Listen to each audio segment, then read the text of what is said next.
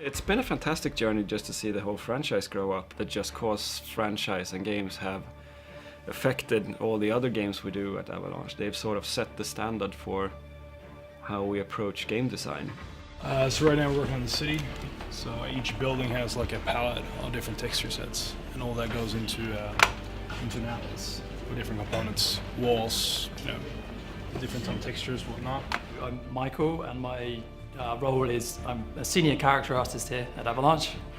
Personally, I like to keep it fairly iterative, and I will try to focus on the sculpt first, which is just like grayscale. There's no texture work. It's just like a sculpted model as if it's in digital clay, and then try to get that looking as good as possible, and then from there go on to texturing.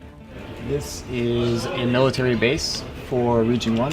I'm currently trying to modularize this whole base so it could be used in other areas of the world. Originally this was one piece, and that was sort of like the conceptual phase, and now it's modular blocks. On the left-hand screen we have the terrain editor. It's where we do all of our sculpting.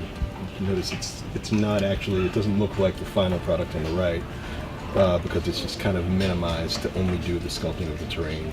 It runs a lot faster too, and we don't have a bunch of other stuff in there. This is an explosion for the fuel pump we have in the game.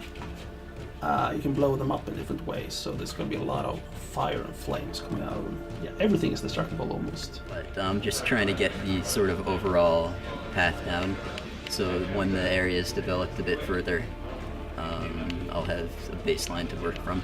Just Cause has always been the way forward for the studio in terms of game design and so on. So it's something that is super important to the studio, and something that leads design development and technical development forward.